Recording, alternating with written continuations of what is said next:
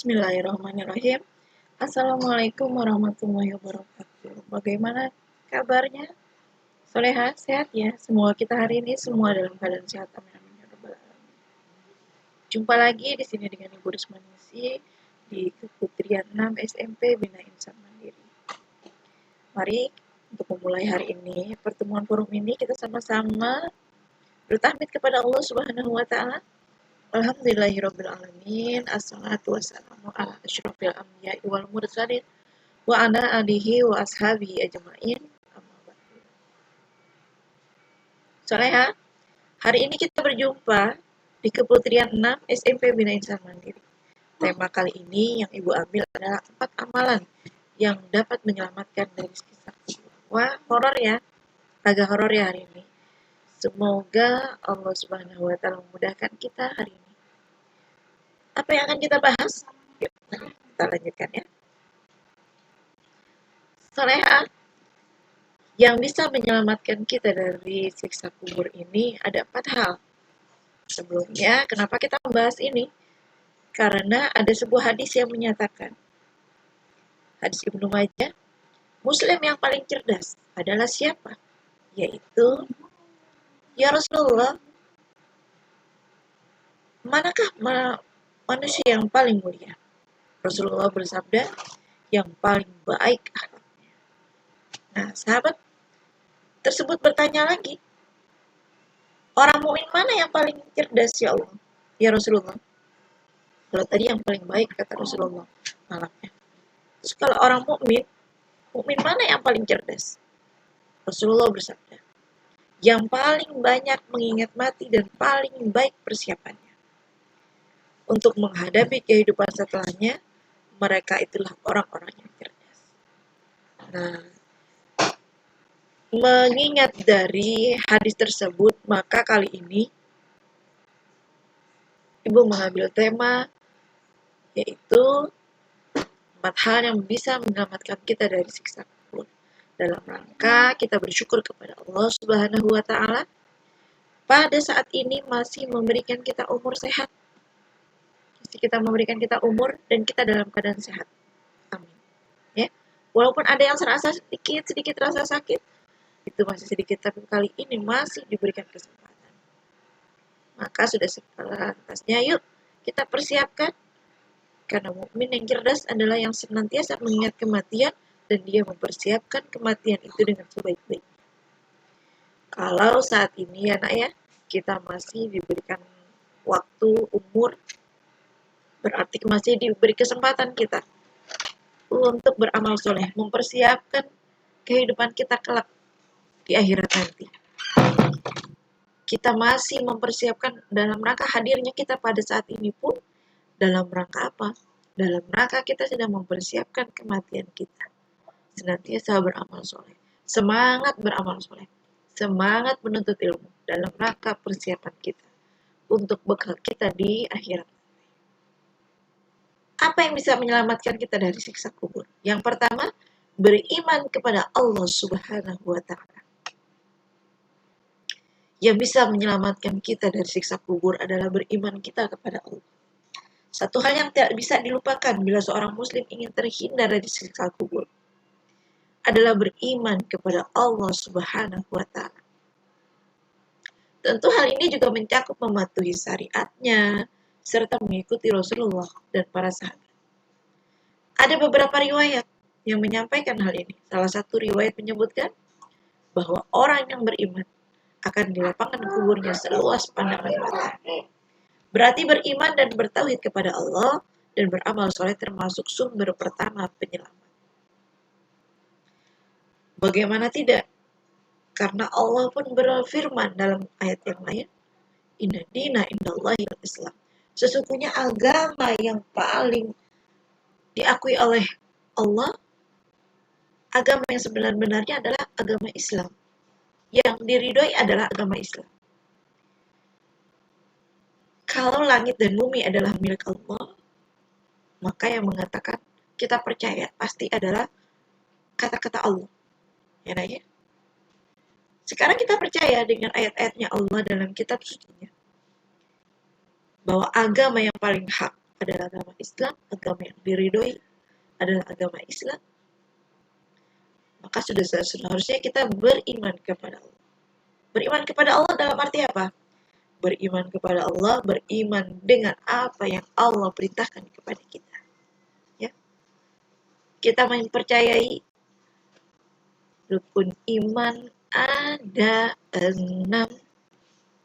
Ya, jadi rukun iman yang ada 6 itu.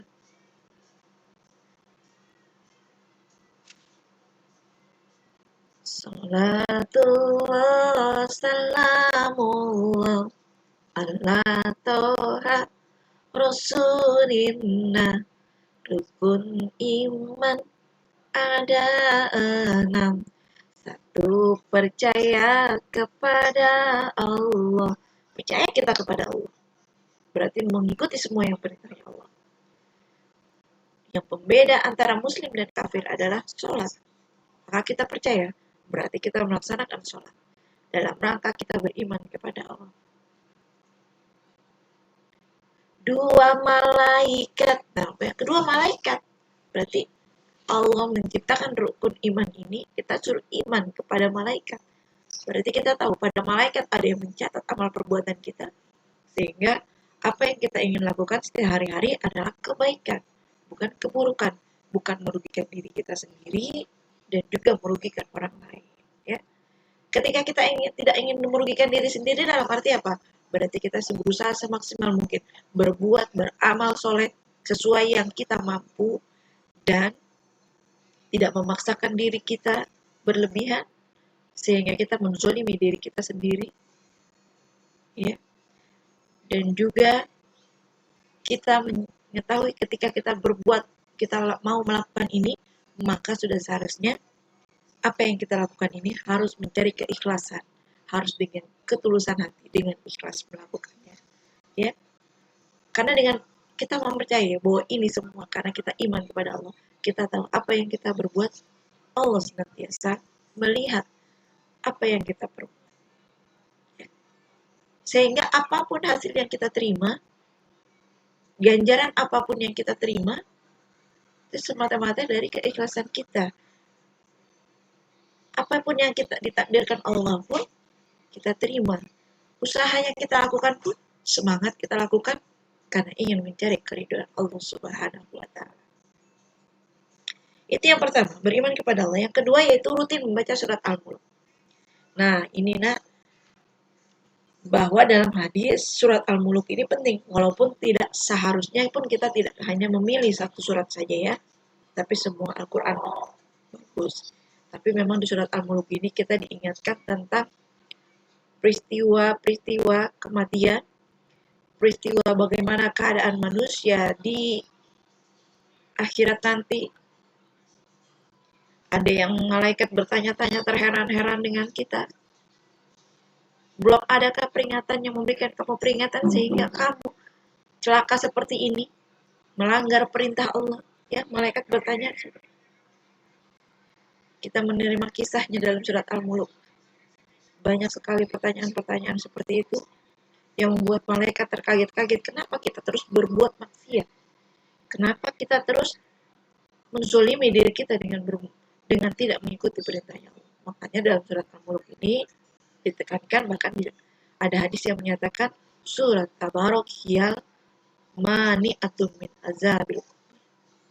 Jadi surat Al-Mulk ini bisa menghalangi kita dari siksa kubur karena senantiasa kita mengingat, sehingga membuat kita akan termotivasi untuk terus mempersiapkan kehidupan kita, senantiasa semangat beramal soleh, mempersiapkan kehidupan kita di akhirat nanti dengan senantiasa bersemangat beramal soleh.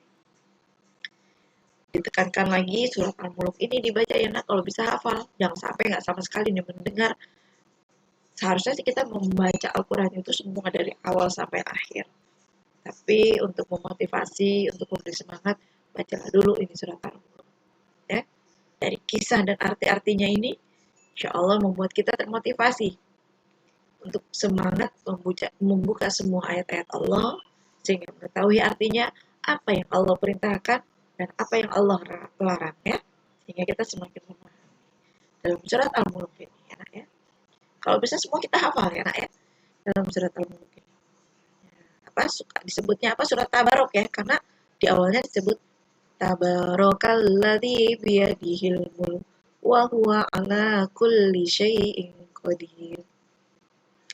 Yang mensucikan Allah, yang menciptakan maut dan kehidupan sebagai ujian. Jadi kehidupan dan kematian ini adalah ujian yang Allah berikan untuk kita ya nak ya. Semangat ya, kita semakin penasaran apa surat Al-Mulk.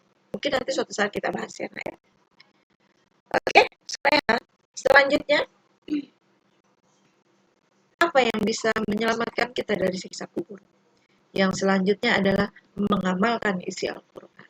Nah, tadi termotivasi buka surat Al-Mulk, artinya sudah semangat, sehingga memberi stimulus merangsang kita untuk membuka ayat-ayat Allah yang lainnya. Setelah memahaminya, maka kita mengamalkan isi Al-Quran. Salah satunya, nih, mengamalkan isi Al-Quran akan menyelamatkan kita dari siksa kubur. Salah satunya apa? Surat Al-Ahzab ini ya. Surat Al-Ahzab yang menyatakan kepada kita suruh menutup aurat. Dan tidak hanya menutup aurat, tapi ulurkanlah jilbabmu sampai ke dadamu ya. Jangan sampai terlalu melibet-libet, cuma sampai leher saja, sehingga leher seperti keikat ya jilbabnya. Tapi kemana-mana ada di atas dada. Kalau bisa usahakan tertutup. Kalau memang ada di leher, ada mantel yang menutupi ya, sehingga tidak terlihat aurat-aurat yang transparannya, sehingga berbentuknya, karena memang manusia perempuan itu sumbernya fitnah ya, depan belakang semuanya ya. Makanya kita dimuliakan oleh Allah dengan cara menutup aurat agar kita tidak diganggu ya, agar kita menunjukkan bahwa kita adalah terhormat dan sopan. Ini Allah yang mengatur kita, subhanallah, ternyata banyak melindungi kita.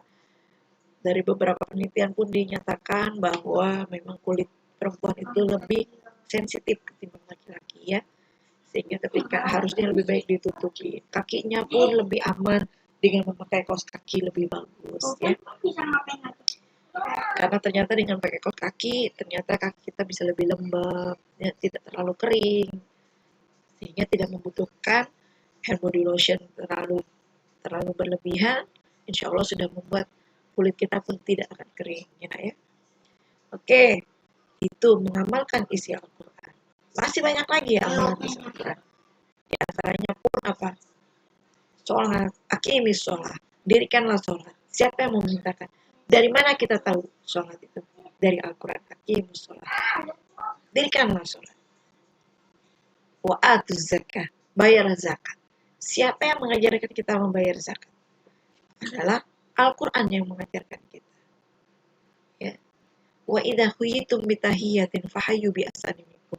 Apabila kamu diberi penghormatan dengan seseorang, maka balaslah penghormatan itu minimal dengan setimpal. Apa yang setimpal? Minimal kita mendoakan, ucapkan terima kasih ketika diberi, lalu kita apa? Kita berusaha membalas mampu kita. Bisanya dengan doa, berarti doakan. Syukur-syukur bisa membalas. Dia memberi, kita pun juga bisa memberi. Jadi berbahagia ya. Ya mudah-mudahan Allah mudahkan ini semua kita untuk mengamalkan isi Al-Quran. Ya. Apalagi yang bisa menyelamatkan kita dari siksa kubur. Yang keempat, yang terakhir ini nak, selalu berdoa. Hal lain yang dapat menyelamatkan umat Islam dari siksa kubur adalah berdoa dan berlindung dari siksa kubur itu sendiri. Doa untuk berlindung dari siksa kubur itu dibaca sebelum melakukan salam saat menunaikan sholat. Dibaca setelah kita mengucapkan innaka hamidum majid. Ada dua jenis doa yang mirip yang bisa dibaca sebelum salam. Meski sedikit berbeda, kedua doa ini memiliki makna yang mirip, yaitu memohon perlindungan dari siksa kubur. Berikut salah satu doanya, Allahumma inni a'udzubika min adzabil qabri wa min adzabin nar wa min fitnatil mahya wal mamati wa min syarri fitnatil masiihid dajjal. Ya Allah, sesungguhnya aku berlindung kepadamu dari siksa kubur dan siksa api neraka dan fitnah mereka yang hidup dan fitnah mereka yang mati, serta fitnah Masih Dajjal. Ya. Ini doa kita baca sebelum kita salam pada saat tahiyat akhir. Nah, mudah-mudahan dengan keempat hal inilah yang kita kaji hari ini memberikan kita semangat untuk senantiasa mempersiapkan hari-hari kita untuk beramal soleh dengan maksimal sehingga kita nanti termasuk orang-orang yang beruntung ketika kematian telah menghampiri kita. Semoga Allah jadikan kita nanti husnul khotimah. Semoga Allah pun masih memberikan kita kesempatan yang panjang ya nak ya. Dan untuk mencari amal soleh sebanyak-banyaknya. Oke, demikian pertemuan kita kali ini. Mudah-mudahan ini bermanfaat untuk kita semua. Oke, Ibu akhiri pertemuan kita kali ini dengan membaca lafaz hamdalah alhamdulillahirabbil alamin. Wabillahi taufik wal hidayah. Wassalamualaikum warahmatullahi wabarakatuh.